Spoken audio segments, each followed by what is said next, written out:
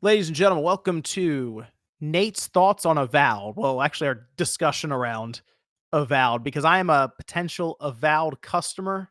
I might get the game, we'll see. Although it's on Game Pass next week, so it's Nate has to like pitch me on down pressing the down. I'm probably just gonna download it. Nate, how you doing?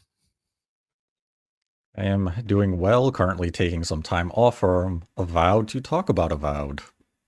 Yes, yes. So this is our little episode on. This is going to be Valentine's Day episode for DirectXbox. It's Avowed, and I mean they dropped it the day before Valentine's Day. It does officially come out next week on the 18th. They're doing a 5-day early access period. By the time you're hearing this, 3.5-day early access period. So people can decide if they want to pick that up or not. It seems to be selling on Steam right now. It's like the number 2 or 3 slot. So people are buying in currently.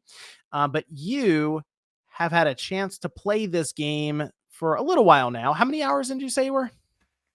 I am about 28 hours into the game. I haven't finished it yet. I'm on the last region, so I am nearing the end. But I spent a lot of time doing side quests, bounty missions. So I'm definitely taking my time with the game so far. Yeah. So what we're gonna put up here is Xbox Series S footage. I thought it was interesting. You said it was because of an Elgato situation over there. Mhm.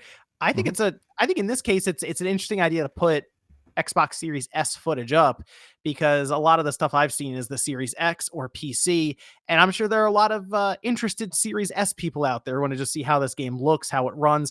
Let me ask you that actually. What was your experience on the Series S? Is this one of those games? Because there's some games I've played on the Series S, like I'm thinking Immortals of Avium, where it's like, yeah, they got it here, but it was didn't show up in great shape. How was it actually playing this on there? It plays very well on the Series S. I would say the most jarring thing is just going from the Series X, where I'm playing it on balanced mode, which would be 40 FPS, to 30 FPS on the Series S. So you can feel a little bit of that. I don't want to call it sluggishness, but you can tell it is a lower frame rate. But if I were just playing on the Series S for, let's say, an hour or two without playing the Series X version immediately prior, it's a very pleasant experience. The visuals are delightful, very colorful, charming, and I never had any performance issues on the Series S, but the Series S does only have one performance mode. It is the 30 FPS mode, where Series X you have balance, quality, and performance mode, so you can choose if you want to have 30, 40, or 60. You can also choose an uncapped frame rate option on the Series X. The Series S does not have that option. So if performance and having options is really important to you, the Series X version is the definitive way to play as far as home consoles go, but the Series S version is more than sufficient if that's your only means of being able to consume and play the game. Yeah, okay, so an uncapped mode, I assume that'd be if you have like a VRR display, you actually be a good one to Yes. turn on. Mhm. Otherwise, I mean, the 40 FPS has become more and more popular with those 120 hertz displays. So that's interesting. They had because at first I remember we heard they were like, oh yeah, we're gonna have a it's gonna be 30 FPS. That's what we're shooting for because we want all the nice effects and cool stuff we can do with the spells and stuff. So I guess along the way they figured it out on the Series X at least, and then obviously PC. It's gonna be your mileage will vary based on the hardware. Yeah, I'm looking at this footage you sent over. It's the weirdest looking thing to have this spell book and then just a gun in your other hand. Is that was that your setup? Just you just have a pistol with a lightning Mhm. pistol Yes, and I a haven't. spell book. Yep, I have an enchanted pistol. The pistol is enchanted with lightning, so all the bullets are electrified. So if I shoot that into a body of water, it creates a bit of an electrified surface area where if an enemy walks in, they will have electrified effects and they will take damage, extra damage. And then I have the grimoire, which has 4 spells to it. It has a thunderstorm, a blizzard, a standard lightning spell, and then a lightning spell that is an orb of electricity that ricochets between enemies numerous times, dealing very high amounts of damage. But I also have a second loadout, which you could very quickly switch to with just a push of the Y button, where I have a mace that is imbued with poison, And then I have a shield so I can parry and, protect myself. Oh, you switch between loadouts Hmm. consistently. Okay, that makes it nice. You can have a little button, just go back and forth between them. But with the gear, because I'm looking at this game and I'm thinking Obsidian, kind of thinking of the build your own adventure kind of style, but also your character kind of being built how you want. Is this a setup where the gear is like interchangeable? You can pretty much equip whatever you want at all times, or is there like specific for classes? You have full access to anything regardless of the class you choose for your character. So certain spells can be learned just as a standard for your character. Other spells are restricted to a grimoire. But once you learn that spell, it will come up in that gear that you see in the gameplay, and you can just have that hot button fix, boom, go. Or you can assign it to the D-pad to one of the 4 directions. So you really had total freedom of how you want to approach the game. You're not restricted in any way due to the class that you choose at the start of the game. All that has influence on is some of your dialogue options and your starting stats. But beyond that, everyone has the option to use any weapon you want, learn any spell. You have complete freedom to make your character and customize them as you see fit. I'm looking at this game. This game looks like this one looks like the game to put on the new OLED. It does look very Yes, colorful. very colorful. It reminds me a bit of, it's going to be kind of an odd comparison. It reminds me of Elder Scrolls mixed with Chrono Cross mixed with Fable.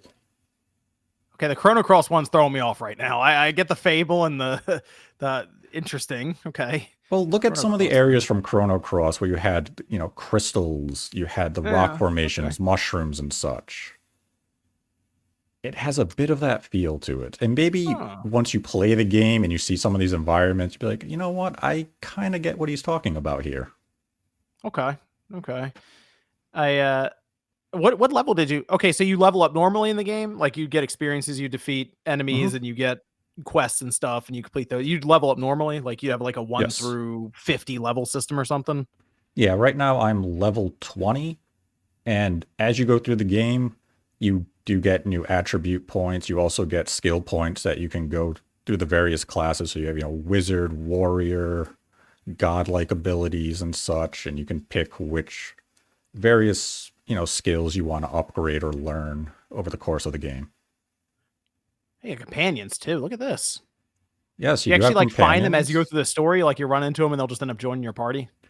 Yes, you meet 4 companions throughout the game. You can have 2 of them join your party, and you can select what abilities they will use during combat. They will also freely use their abilities, but you can level up their abilities as well, because they will gain attribute points as you're leveling up.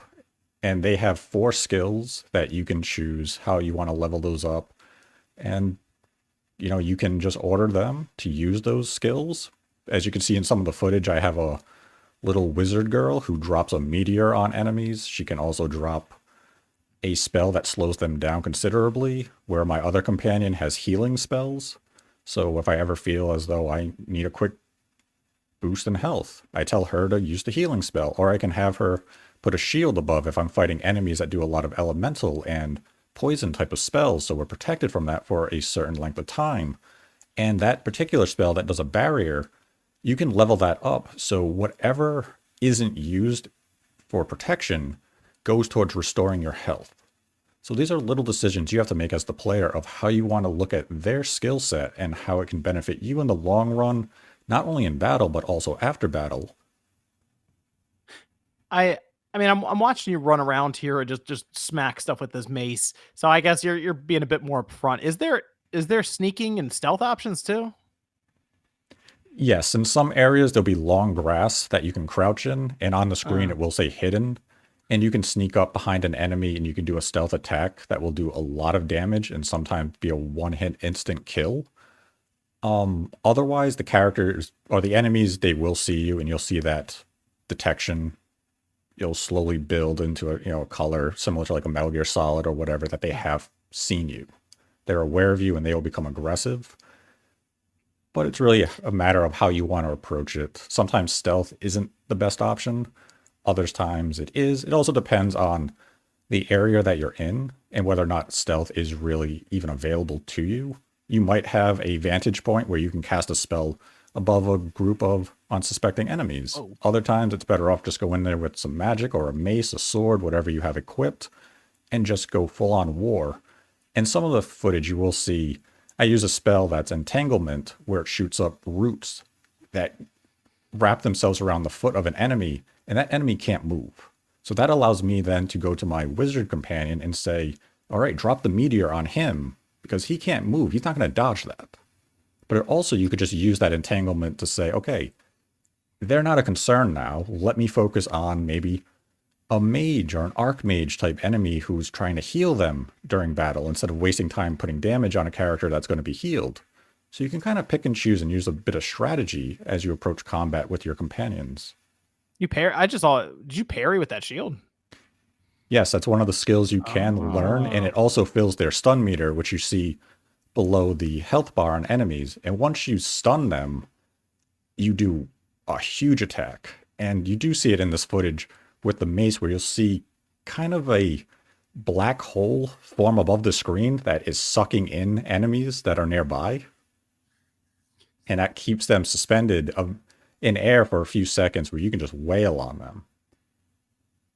Yeah, some of the abilities you have here in this footage looks pretty powerful. I mean, you said you were getting close to like the last, like the final kind of area or final section of the game. So I feel like I'm seeing some pretty strong stuff that you kind of built up over time. Uh, Yes, those are some powerful weapons and a pretty powerful grimoire.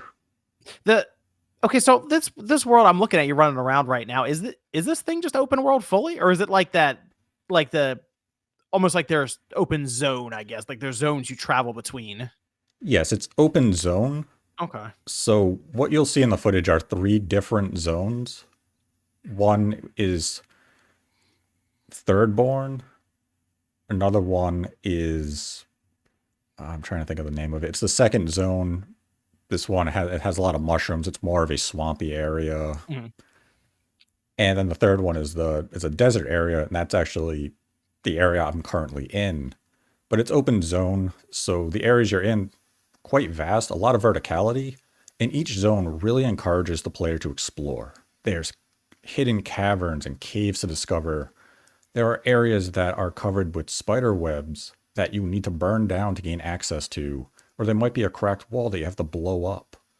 So the game encourages you to just explore every nook and cranny that you see. There'll be a locked cabin, then you have to wonder, like, ooh, how do I have to unbar that door?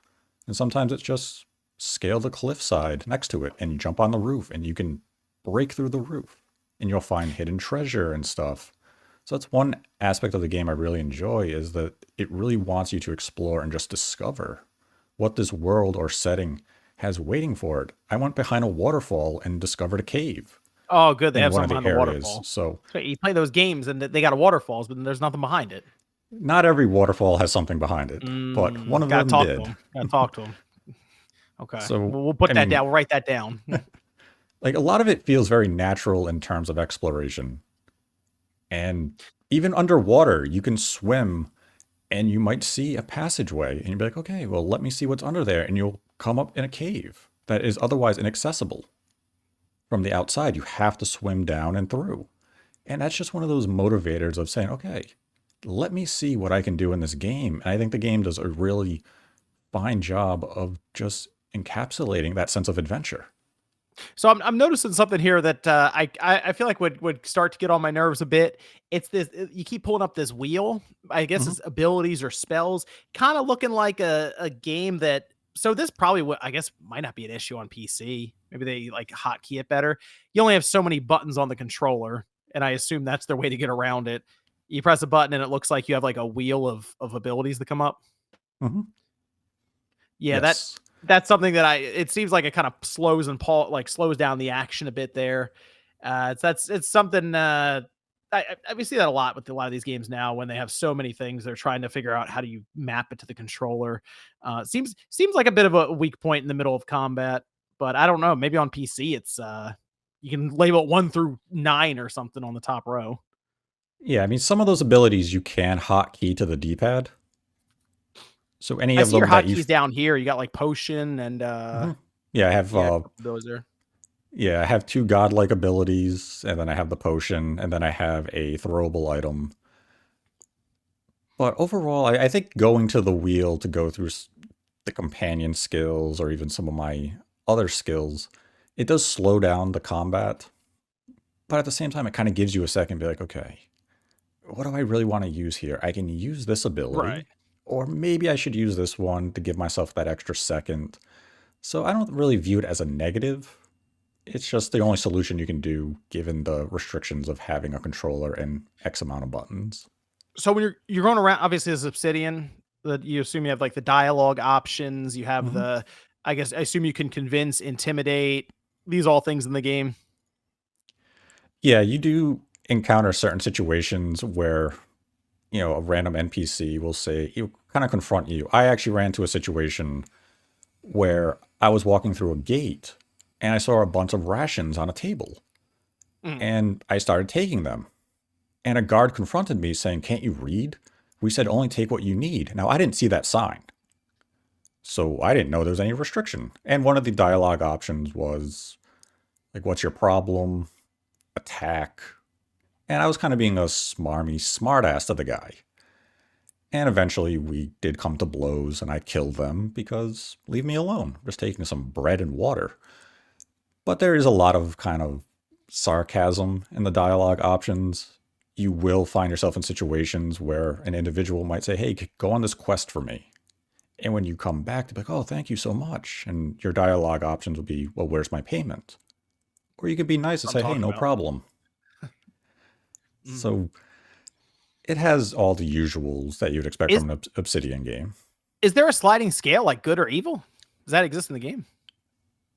Nothing in the sense of when you give dialogue, you don't have any prompt in the upper corner that will Uh-huh. say, "This person will remember that." So I'm still seeing how my decisions and actions are going to play out in the end game because I don't know. Okay, okay. I didn't know if there was like that Paragon Renegade like bar or like good evil bar that's in the menu that's like, oh, you've been good, so you're going towards the light side, or you've been bad and you Fable, you start growing horns, if it's something like that.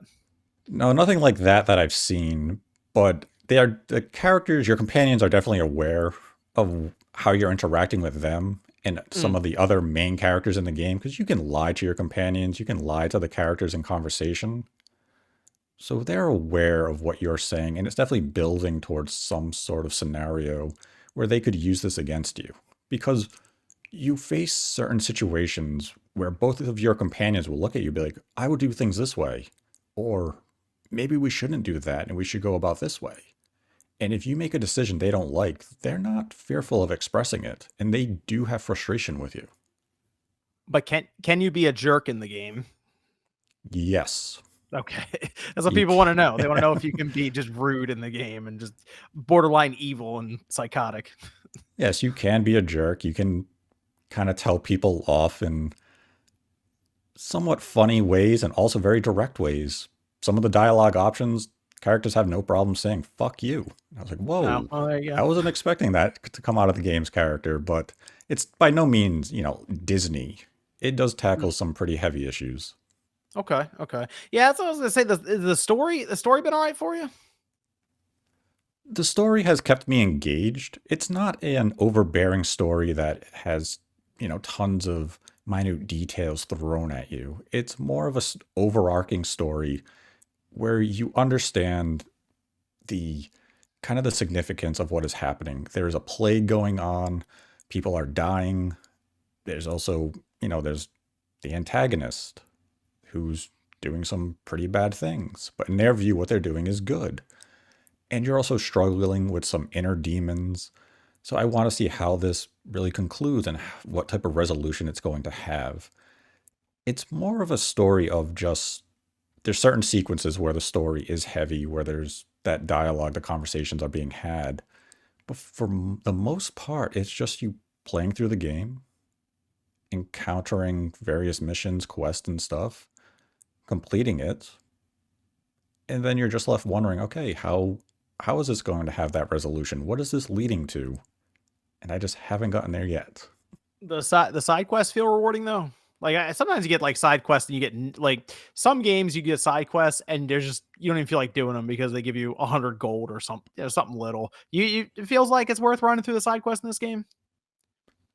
Yeah, the side quests that I've done in the game so far have felt rewarding. They don't feel as though they're time wasters. This isn't Final Fantasy 16 of go get the seeds to bring them back to put them into the Hey, soil. someone had to plant those seeds. Okay, the soil wasn't going to get itself. You fought God above in the stratosphere, but somebody's got to get those bags of soil. That's right. The people standing around, they just can't get those seeds for them. You have to do it. But no, the side quests so far, I've enjoyed it. They feel very natural to the game. They don't feel as though they're just some random thing. It feels as though they're almost part of the storyline because of how your companions will interact with the characters, or even the actions you do may have an effect on how the main story is evolving. And then there's also bounties, which we've seen in, all types of games of this Mhm. genre type, where you take on 6 bounties, you have the missions, you go out, you kill the target, you go back, you get rewarded.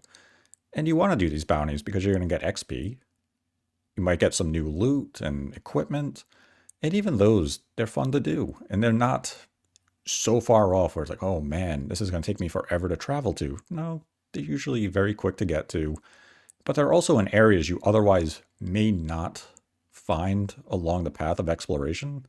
So now it's like, oh, why would I climb this mountain unless I did this bounty? And now you find this cool location where you've discovered caves and other hidden things, and you're finding superb weaponry, and now you're well equipped, or you're better equipped than you were previously. But there's also certain enemy types that you kind of have to wait to encounter because the game's leveling. It doesn't level with you. There's no scaling. Instead, what it Oh, is good, that, good. yeah, it's definitely a benefit. But you'll encounter enemies that will have an armor type that is only susceptible to, let's say, superb weaponry. So that would be the highest class of weapons you can have. You can beat them with lower, but it's not going to do as much damage. It's going to take a lot longer to chip away at their health. But if you have the correct weapon level, you can do sufficient damage and engage in, better hand-to-hand combat or magic combat, however you choose to play the game. So that's an area that you have to be kind of vigilant to, that you're not going into a situation where it's not that you're outclassed or overpowered, you just don't have the correct armor or weapon for that enemy type yet.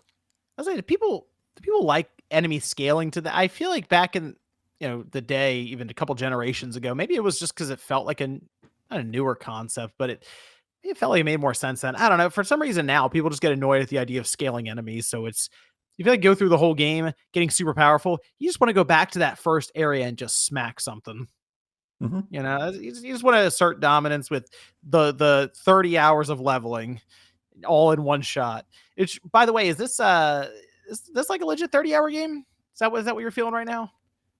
I mean, it's definitely going to take me longer than 30 hours to complete the game. I think if you just did the main beat, you could probably complete it in less than 30 hours. But if you're going to do side quests, the bounty missions, and everything else, I could see this game taking people closer to 50 hours.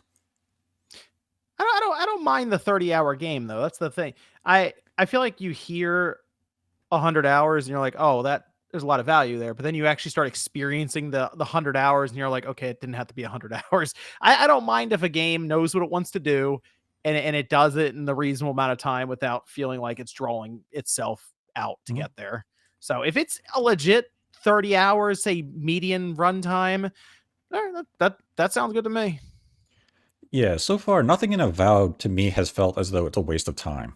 The game is Okay. very aware of what it is doing, and it sets you on the path to be kind of just make the game what you want it to be. It's a streamlined version of what you would expect from an Elder Scrolls game. It doesn't have all the excess fat that those games have. This has trimmed that fat, and it's just, I guess, by being more open zone than open world also aids in that. Right. It's not So all you're not interconnected. Yeah. wasting tons of time trying to find the correct pathway to a select cave. It's here you are. This is where your mission is. If you want to go right to it, that's up to you. If you want to explore the outlying regions on the way there, awesome. You have that freedom to do so. It's all about how you want to enjoy and experience this game. Well, let me ask you this, Nate. Okay, so this is Obsidian, of course. They're kind of on a roll right now. They've been releasing fair amount of games for Microsoft so far since they were Mhm. picked up by them. So coming out of Avowed, as you're wrapping this game up here soon, because of course they have some other stuff coming up in the pipeline right now. What would you say coming out of Avowed? Did you like? Would you like to see Obsidian continue to use going forward, whether it's mechanics or elements around this game? And then what do you want to see them improve maybe going forward with their? I mean, this is kind of that Obsidian formula a bit with that the kind of the RPG sector for them. One of the areas I've really enjoyed with Avowed is the combat system, surprisingly enough, because that was the one area I had a lot of concern and hesitation with, because it didn't look like it was going to be impactful. And instead, as I'm playing it, it's very fluid, it's very fun. And I love how the elements are kind of a major focus of combat in Avowed, where you can use ice spells on water to make a platform to cross a river or freeze enemies into that river, then use lightning to electrify those enemies and fry them in the river. Or you can burn mushrooms. And when you ignite an enemy, they will actually, when they die, they fall into a pile of ash. Or if they're ice, they shatter into the ice shards. So little details like those I really enjoy. So going into something like the Outer Worlds 2, I want to see the elements used in weapons to a higher level. Okay. I want to see Okay. that type of stuff. Because otherwise, I mean, we have the storytelling, we have the strong, well written dialogue. Those are all, that's kind of Obsidian's thing. That's where they excel. I'm not sure really where I'd want to see them do better moving forward into other projects. I Where do think you want to see them improve? The world, the living nature to it, the interactions between characters. What do you got? maybe more interactivity with the world itself. Avowed is somewhat static in the world. As you can see in some of the footage, you can break only select items. So Okay. you can break this pot, but not the pot next to it. Like Because predetermined ones, yeah. yeah, because the pot you break has a health potion in it. But the other one doesn't have anything, so you can't interact with that. You can break this wall, but not that wall. So Got little it. things like that. Um,